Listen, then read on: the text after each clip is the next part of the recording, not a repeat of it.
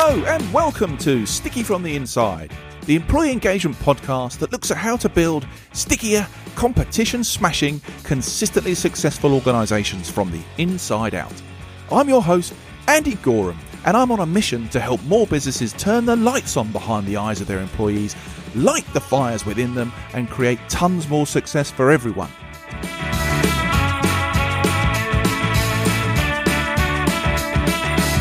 This podcast is for all those who believe that's something worth going after and would like a little help and guidance in achieving that. Each episode, we dive into the topics that can help create what I call stickier businesses. The sort of businesses where people thrive and love to work, and where more customers stay with you and recommend you to others because they love what you do and why you do it.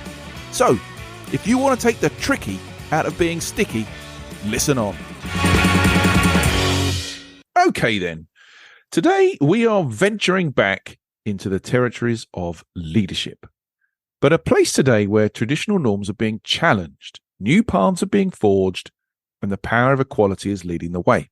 In a recent episode, I spoke with Claudia Miller about the reasons behind the rising numbers of women leaving leadership roles, and I want to dig deeper and maybe broader into this topic to understand more and look at how we can push forward some more substantial change. Now picture this, a world where leadership knows no gender boundaries, where qualifications, skills, behaviour, attitude and passion reign supreme. Gone are the days when the corridors of power echoed with the footsteps of a select few. Today, my friends, we embark on a journey that disrupts the status quo as we challenge and transform the very fabric of leadership. It's time to shake off the rusted shackles of outdated gender stereotypes, embracing the winds of change that breathe life into new possibilities. We are witnessing an era where individuals of all genders are rising to the occasion, proving that the true measure of a leader lies in their ability to inspire, innovate, connect, engage and empower. But let's be frank. It hasn't been smooth sailing to get to this point, and there are many hurdles, biases, and deeply ingrained societal expectations that still hold us back from reaching our final destination. But that's why we're here today, to uncover the stories and share the thoughts and experience of those who are interested in shattering glass ceilings and redefining what it really means to be a leader. So in this episode, we'll further explore the challenges faced by women in leadership, the transformative power of diversity and inclusion, and look at the strategies that can drive positive change in boardrooms and classrooms and communities for that matter. So strap in for what I hope will be a thought-provoking journey together. To help navigate these waters, and perhaps that is enough now with the Explorer theme, is Laura Howard, an organisational psychologist and the founder of The Contented Workplace, who's just completed a detailed study into the backdrop of shifting gender standards in leadership as part of a master's degree. So I'm hoping Laura can help us take a look at what's really needed to make some lasting change and ignite a positive future where leadership really does know no boundaries. Welcome to the show, Laura. Oh, welcome. It's great to be here, Andy. It's lovely to have you here, Laura. I'm really interested in this topic. It's one of those topics where you sit here as a middle-aged white guy and you have a little bit of nervousness, right, about what unconscious biases might come out or how silly I might look at some questions. But it's such an important topic to properly understand and start to do something more intentionally about, I think, which is why it's absolutely right for this podcast. Well, thank you for the introduction.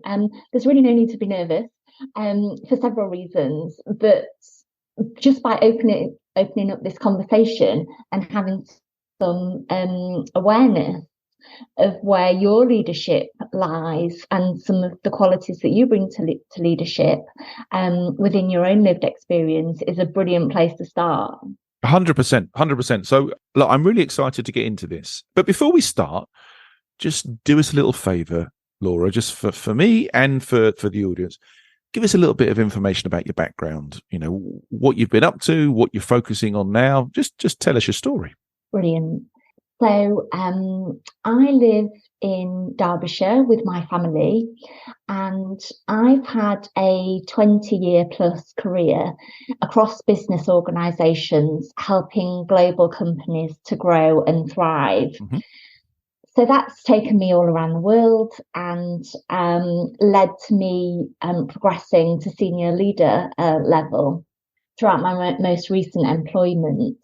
And that really inspired my passion for engaging with people, engaging the team, and helping them to realise their hidden strengths, and therefore being the best that they can at work and bringing their best to work. And that really helped us as an organisation and as a department to deliver some great customer outcomes. So everybody was benefiting from an overall different leadership model, of one that was empowering and growing the team instead of a traditional, more hierarchical and coercive model. So this inspired my passion for wanting to understand behaviour within organisations, and that led to me in 2020 sort of reevaluating where I wanted to take the rest of my career as a 40-something-year-old leader. And I thought, why not? Why not go back to university and discover this great topic in proper detail, where I got to do my really important study that you've already spoken about. Yeah, and we're going to dig into that in a minute. So you now work, I guess, as an organisational psychologist. What on earth is an organisational psychologist? Just explain what that's all about. Well, that's a great question. And what I'll start by saying is it's not nearly anywhere as scary as people might imagine. So I'm certainly not into, analysing anybody on their body language or anything like that. So that nervousness that you pointed to at the start, please let's drop that. And everybody else that's listening or that I might encounter. Basically, it just means that I'm interested in the practice and the study of behaviour within workplaces. Mm-hmm. So sometimes it's called organisational psychologist, sometimes it's called occupational psychologist. Okay. So I think it's broadened because, for example, we all don't work in organisations. We might be self-employed, for example. So that's why it covers a wide breadth of disciplines in terms of employee behaviour. So it's interested in the study and the practice of how one can deepen one's motivation about work, how you can be increasingly engaged within your work, how you can feel healthy and perform well within your work. So it's a fascinating subject that all sorts of areas that you'll have come across touch upon. So, for example, workplace wellbeing is often couched in the practice of organisational psychology as well. Equality, diversity and inclusion subjects and practice is also steeped in this area. Which is why you're bang on as a guest for this podcast, because we love all that kind of stuff. A couple of questions I'm going to ask you that are kind of linked together. Okay. I would love your opinion on this challenge that was mentioned within the introduction, the kind of challenging around not just female leadership, but I guess gender stereotyping within leadership, but also the purpose of having this conversation today. Laura, what are you hoping to do or get out of this conversation today? So I know that your practice as an expert in this area as well in overall engagement. So I'm keen to have a two-way conversation with you, Andy, as to what you're noticing as well. Be careful what you wish for, Laura. Be careful what you wish for. But as well, I want to highlight some of the challenges that I identified through the interviews that took place in my year-long study. And by highlighting those, I want to bring greater awareness to some of the individual, but also common problems that are occurring barriers that are being faced by women, and ultimately organisations missing out on a huge range of talent and contribution that some groups can offer that they're missing. So yeah, I'd really love to raise more awareness and greater consciousness around decision makers, for promotion, board appointments, things like that, to overall use leadership as a way to enhance gender equity across organisations. I want to make work better for everybody, and that's why I created my small business. But in particular, I feel that work can be better for working parents, working mothers, for instance, and that's what inspired my study. Okay, brilliant.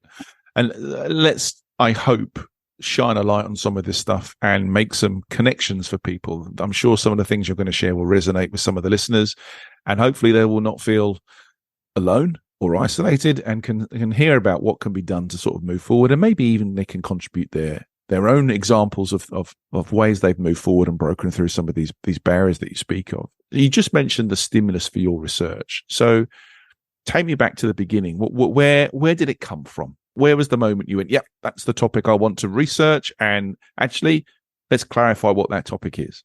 So thinking back, probably about 5 or 6 years ago, before the pandemic hit, I was in the height of my senior leadership career, with all the things that I thought I'd dreamed of. You know, a great job title, a good salary. I had a great home life, with my family around me. Yet I was beginning to burn out. So on the surface, things were looking tickety-boo, and we as leaders have a great job of holding it together, don't we? Yeah.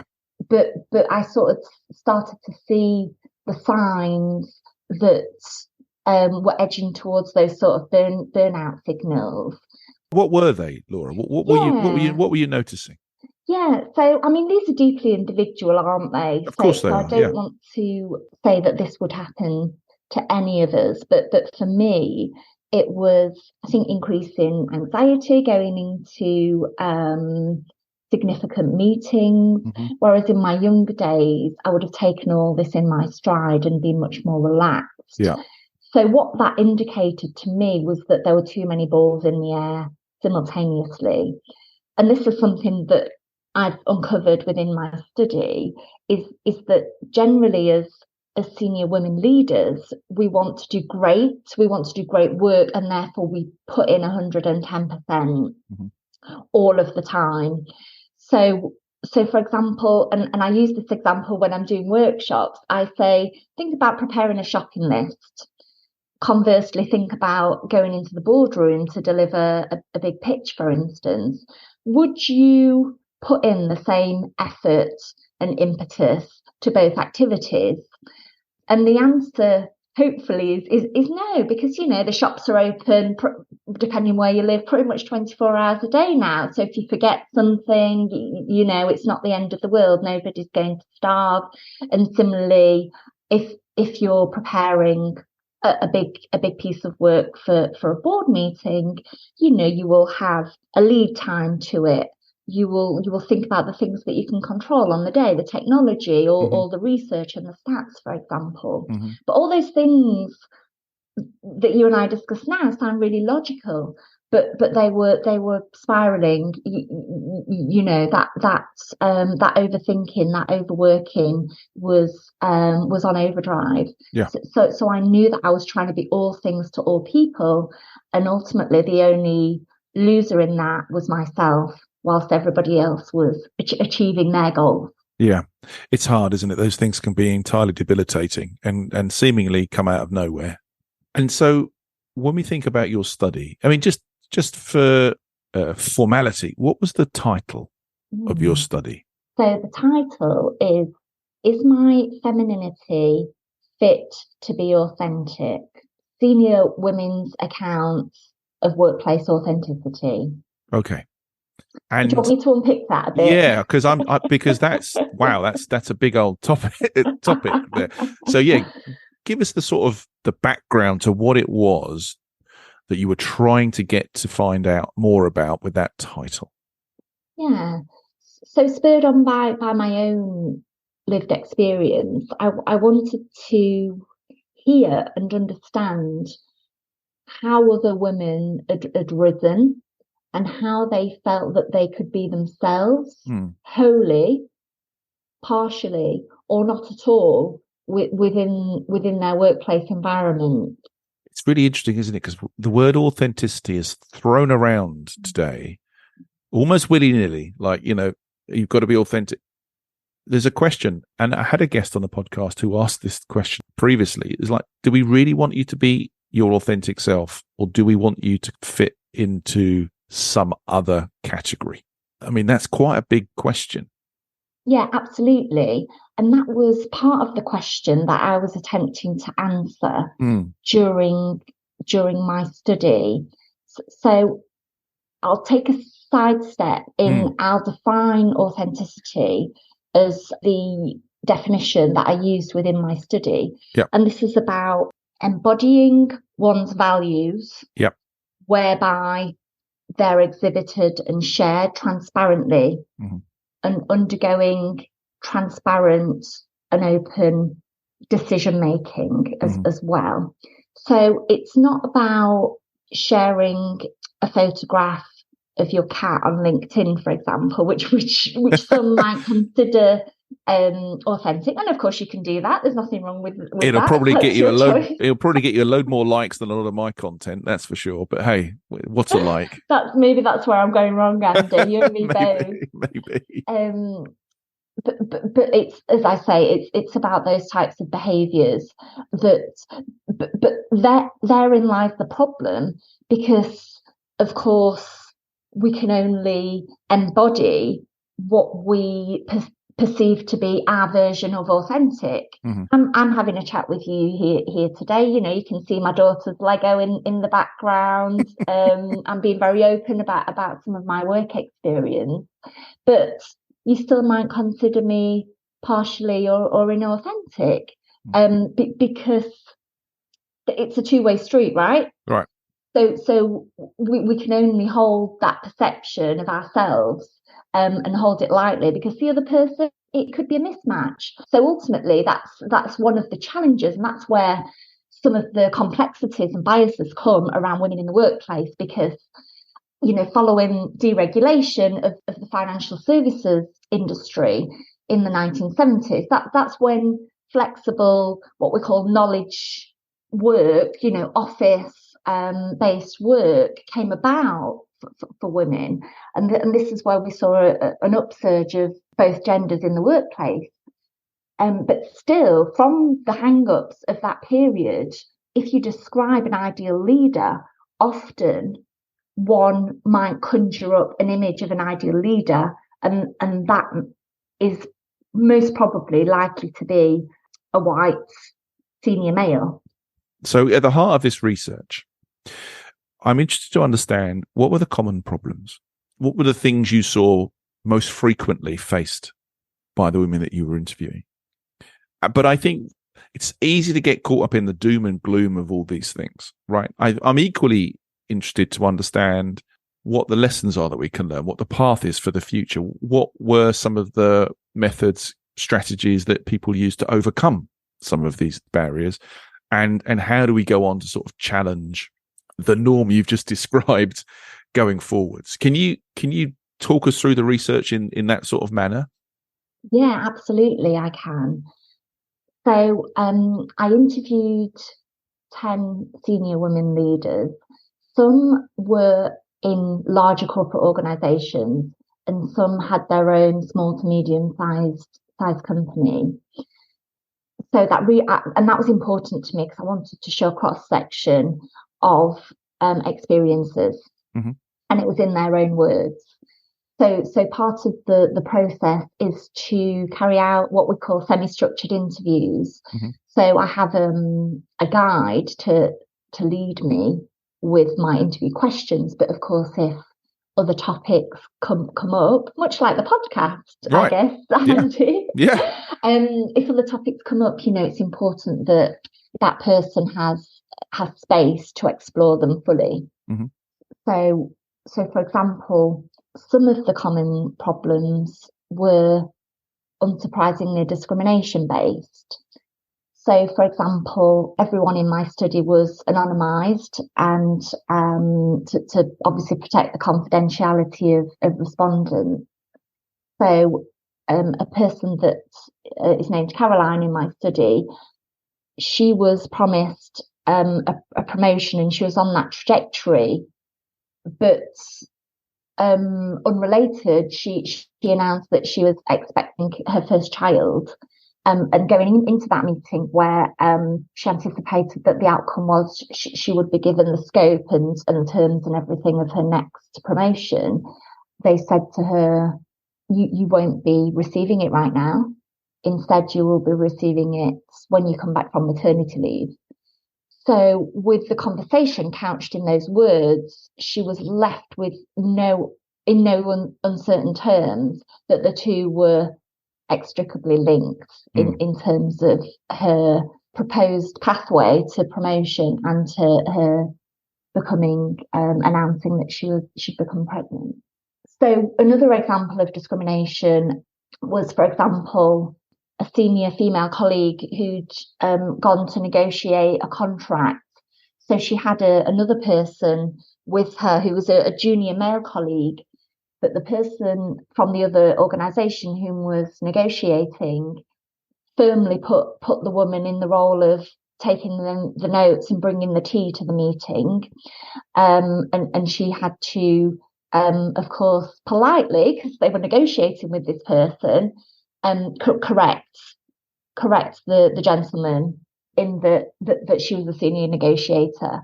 But it was assumed that because her colleague was the male in the group, that in fact her role wasn't key to the negotiation process. She was on the periphery. So these are some examples that I've encountered throughout all of the 10 respondents, that they have a similar theme.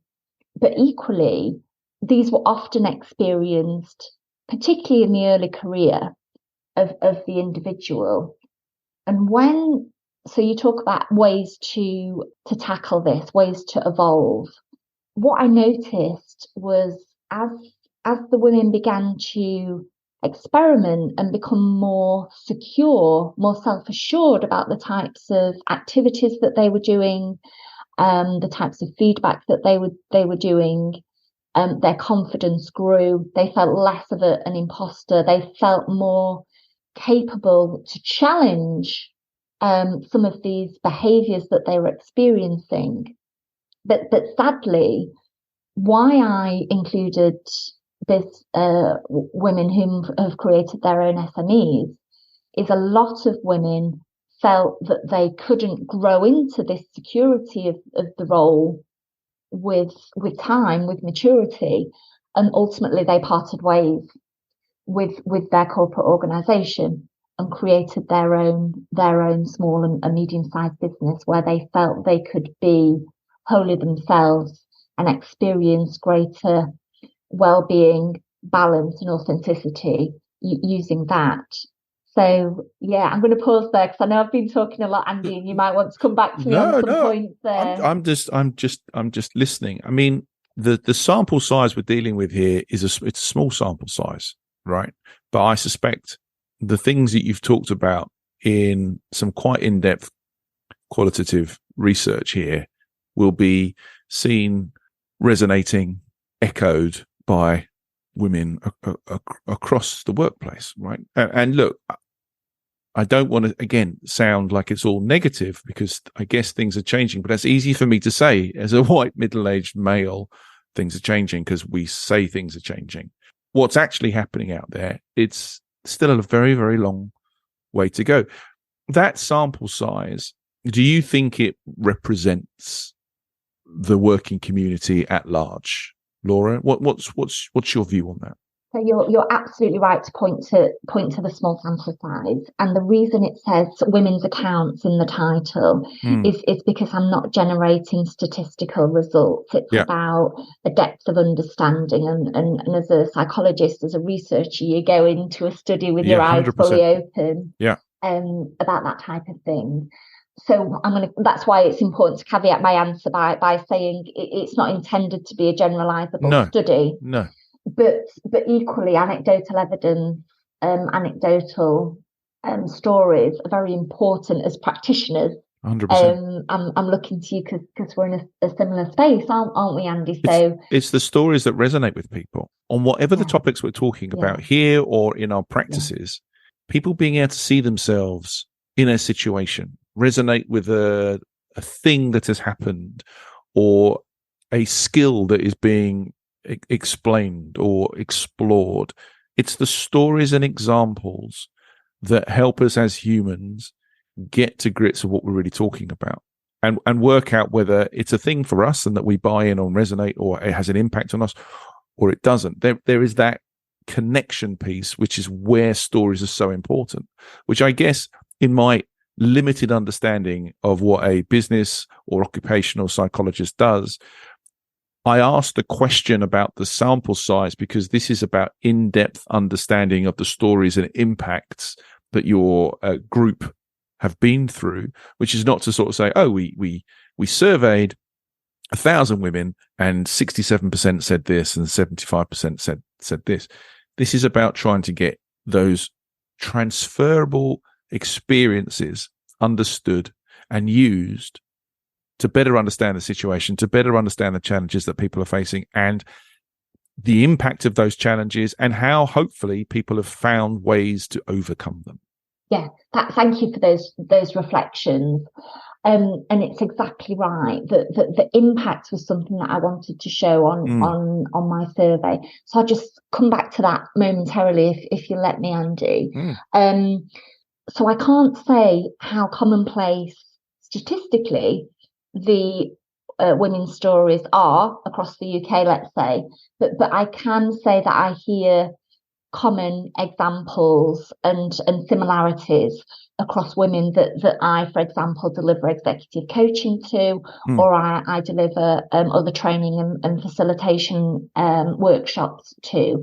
And I find sharing stories really useful as a facilitator, and maybe you could tell me how you get on with sharing stories. Well, I as I said, I think it's the thing that actually helps people put themselves in situations. You tell a good story, they can see themselves in it. They are either in it because they've experienced something, or they're outside of it, learning something, but in a transferable way. I think that's where stories really, really help. Yeah. When you were listening to the women in your study, was there anything surprising that really came out from your research? Some things that you weren't expecting to hear? Because even we talk about bias, you would have gone in with an open mind, but we're humans. We can't help thinking about what we're going to hear about, right? Well, making some assumptions. Anything surprising came out of your research? Yeah. So going back to the stimulus for the research, in my early career, I was very unconscious to some of these bias. I was quite idealistic as a younger career woman. As you said in your introduction, I believed that promotion, job recognition, things like that were done on merit. But equally, as you said, there's societal fundamental flaws that mean merit is often a myth. So by that I mean, if you have an archetypal view of a leader in what I described earlier, then already there are groups that are at a disadvantage. Neurodivergent groups, for example, marginalised minority groups, for example. So my study included one woman of colour that I'm calling Beatrice in my study.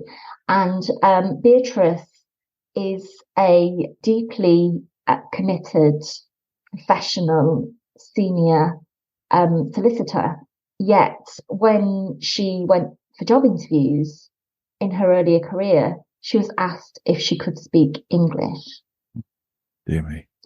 And you talk about your awareness of your lived experience and how you describe yourself, and equally, I describe myself as a middle-aged white woman, and that just knocked me for six.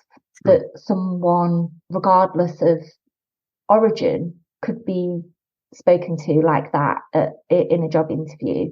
So that was deeply uncomfortable for me. How could another white person talk like that to someone that had applied for a job?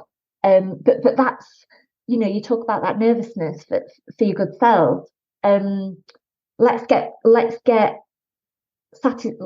happy with being uncomfortable, because being uncomfortable is a great starting place, because it helps us explore what's going on. Yeah, and I think there's a lot of chat, and I think we just have to keep doing more to move the whole DEI thing on by really taking action, and not just when it happens to you, but when you don't see that fairness being delivered. You've got to talk about it. You've got to bring up, hence trying to sort of get a little bit further under the skin today. So look, from the study, there's clear biases. There's the whole thing about being passed over promotion. There's this seeming authority gap, that if you're female, you should have less authority than a male. There's the sort of, I don't know whether that's conscious or unconscious bias, but the sort of things you've just talked about with the lawyer experience. There's a whole bunch of conditioning and stuff behind all of this that is clearly got to be addressed continually as a society going forwards. But when you think about the lessons that you've taken out of the study, when you think about the norms you've got to challenge, and when you sat back and looked at all of the data, what's next? What have you taken out of the study as the go forward challenge or actions that you think we all should be more conscious of, be more intentional with, Laura? What are they? Well, I'll couch this answer in firstly thinking about the impact, because I've alluded to some of the women changed careers completely, starting their own small business. Mm-hmm. Some remained uncomfortable for that time, but ultimately came through with greater resilience and greater surety about what type of leader they wanted to be. Mm-hmm. So these are not all, as much as we'd want these experiences to disappear in their entirety. I think, let's be honest, I read one figure, it's going to be 300 years until we have full gender equity across organisations. But there was some remarkable examples of how women had come through these, and therefore posed as role models, acted as role models for younger women coming through organisations. So I talk about, when I coach women, I say, what did your 20-year-old self need to see in a woman leader? What would have made a difference for you? And that is a huge outcome for this study, because one of my respondents, who we're calling Michelle, said many of the women were outmanning the man. I tied myself in knots about that, but you know what I mean, Andy. and that's such a pity, because they were attempting to fit into this archetypal image. So when I say, what can people do as male allies, leaders can speak up if they're leaving early to collect their children from school, for example. And it isn't babysitting, when it's your own children, you are taking dual responsibility. If you notice that a senior woman leader in a meeting isn't getting the airtime that warrants her contribution, then male allies can make space for that person in that meeting. This is about allyship and challenging behaviours. So for example, there's this phenomenon in workplaces called office housework. So it's like fetching the teas and coffees to meetings, organising retirement gifts, things like this. Mm-hmm. And this work isn't particularly, it's zero reward, let's face it. This isn't work that's going to get you noticed for a promotion, but nevertheless, it's work that needs doing.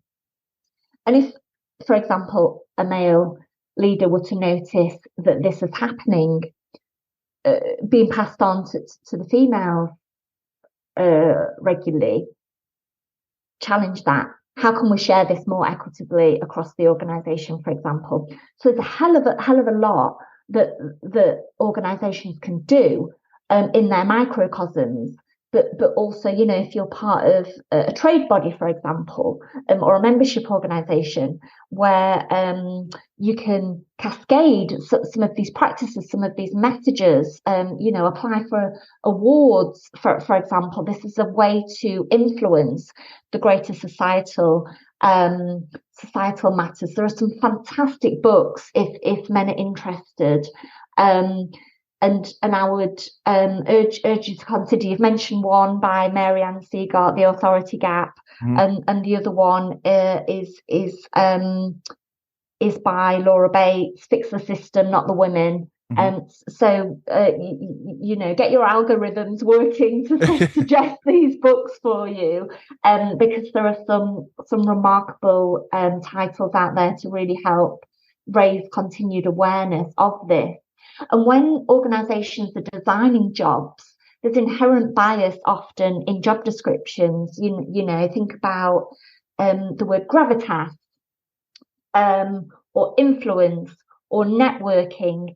Often these words have ingrained connotations that they may be more suited to one gender over another. Okay. So if you've got a limited pool of women applying for an internal promotion, well, statistically already they're at a disadvantage to not be represented at senior level, because they've not got a bite of the cherry anyway, because they're self-selecting themselves out of the recruitment process, because some of the unconscious language that's in the job advertisements.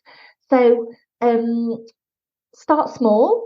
Start manageable, but recognise the bigger role that we can play as leaders within this overall problem, where women can show greater authenticity without fear of their career being harmed as a consequence.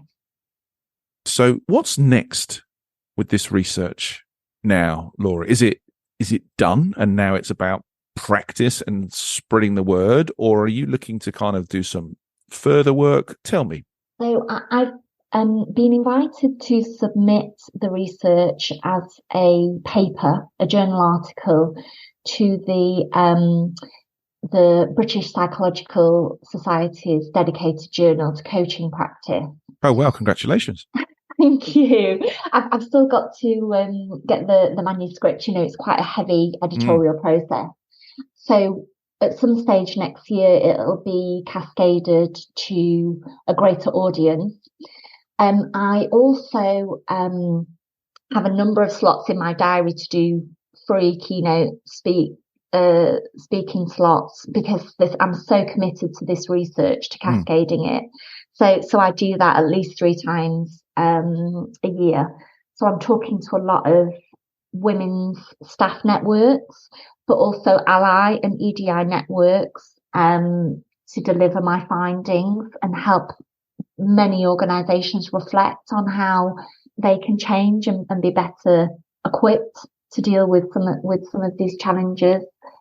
So I'm also devising a research-led coaching program for senior women executives to help them understand some of these phenomena and help develop behaviours where they can perform well without losing a sense of themselves.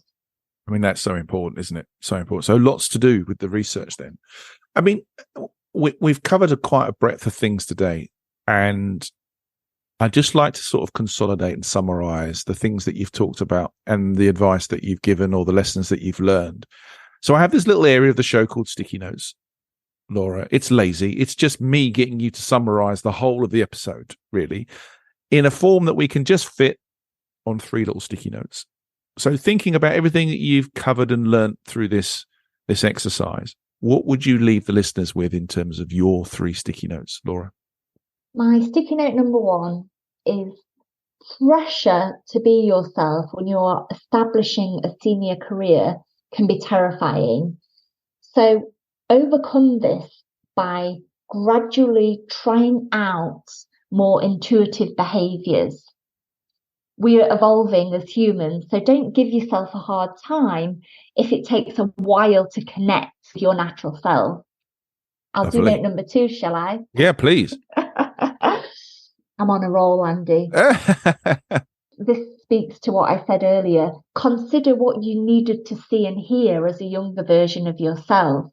Can you be that guide and that role model to women just starting out in their careers? Mm. And last, as male allies, can you challenge your own assumptions towards would-be and established women leaders? Do you promote psychological safety, for example? If there are any outdated systems that you notice that are stifling gender equity, can you help tackle those collectively with others? Yeah, I mean, 3 pretty serious sticky notes there, and particularly, the last one resonates with me 100% in terms of taking some responsibility for actions when you see this stuff, and not talking about it in the corridor afterwards, but tackling it at the source and getting on with it. Laura, this is such a massive topic, and there's so many avenues we can go down. It's really been very interesting to hear somebody who's had some in-depth conversations with women who have been brave enough, I guess, to share their stories and take some learnings from that. So thank you very much for that. I really appreciate you coming on. It's an absolute pleasure. I've loved this chance. Thank you for giving me an opportunity to showcase the important research, which, as you alluded to in the introduction, will rage on to challenge some of these problems. Brilliant. And Laura, if anybody wants to find out a bit more, where can they go? Where can they find stuff? Yeah, I'm on LinkedIn as Psychologist Laura, or my website is thecontentedworkplace.co. Brilliant. Well, we'll whack all of that in the show notes, and hopefully people can find out a bit more information and a bit more detail following today's conversation. Laura, thanks so much, and you take care. I'll see you soon. See you soon. Okay, everyone. That was Laura Howard. And like we just said, if you'd like to find out a bit more about her or any of the topics that we've talked about today, please go ahead and check out the show notes. So, that concludes today's episode. I hope you've enjoyed it, found it interesting, and heard something maybe that will help you become a stickier, more successful business from the inside going forwards. If you have, please like, comment, and subscribe. It really helps. I'm Andy Goram, and you've been listening to the Sticky from the Inside podcast. Until next time, thanks for listening.